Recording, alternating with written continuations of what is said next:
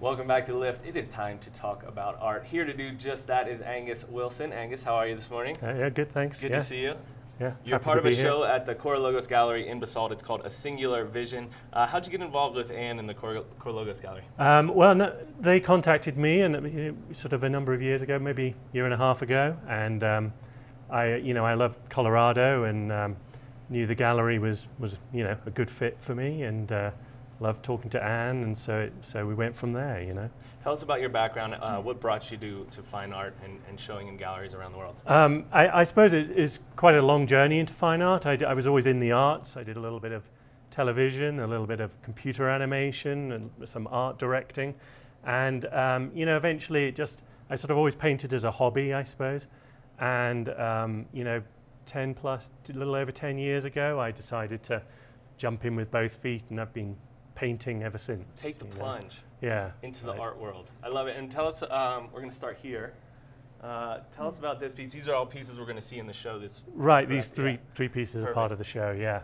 So this is one of my still lifes. Now I've quite a following and a reputation for painting still lifes. I paint them in what I call a post-impressionist contemporary style, which means there's a lot of these post-impressionist masters like Cézanne and Matisse, and these people have sort of influenced the work. I was getting Cézanne off. But there's a lot more sort of I suppose stronger color and bolder brushwork than what you saw 100 years ago, I suppose. So they're a lot more contemporary in that sense, and sometimes larger areas of color and where space is sort of allowed to develop. The colors really do. Yeah, they're amazing. You can't take your eyes off them. Thank you. So nice. And then we have another still life here in the middle. Tell us about this piece. Yeah, so another still life, and again, sort of strong use of color.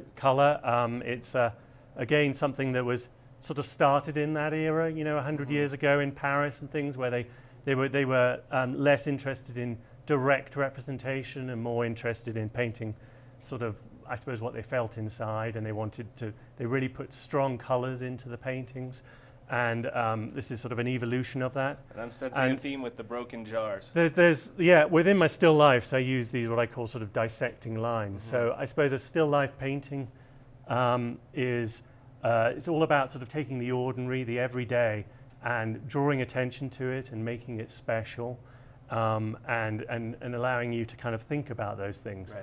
And so for me, breaking up the painting with sort of these dissecting lines adds an extra sort of intellectual stimulus, if you like. It sort of elevates it from the ordinary to the unusual or the stimulating. Do you go in with a color kind of theme in mind, like the oranges and the yellows, or does that kind of evolve as you're creating? Yeah, I try to give the paintings the illusion that they're painted sort of quickly and fluidly, but every step of the way I plan. And I do these sort of outlines, which is called Cloisonnism, these sort of strong, bold outlines, and I do that first. Gotcha. And then I kind of plan the colors that are going to go inside that.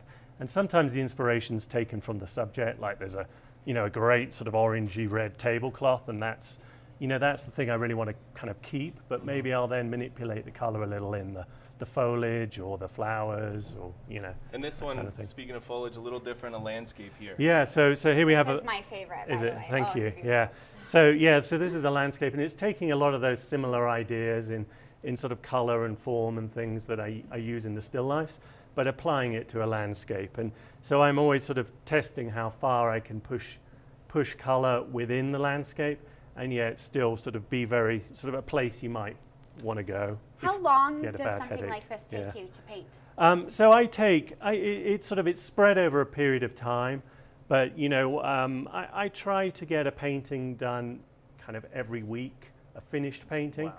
But really what that is it sort of probably took sort of two or 3 weeks, where I had other ones starting and other ones finishing. And then also sometimes I confess they're disasters and they never go beyond my studio.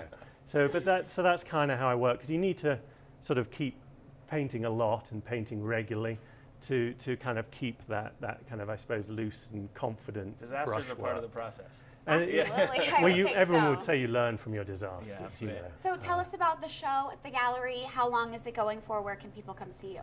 I think it's going for a month. It's hanging now. We know that. It's hanging. It's hanging now. Opening night. Yeah. So yeah, that's what was it? Singular Vision. Yeah. And Angus it's down Wilson in Basalt. at Core Logos Gallery, Main Street, Basalt. Angus, thanks for being here. Yeah, thank you're you. welcome back anytime that you're in the area. Thank you. Yeah.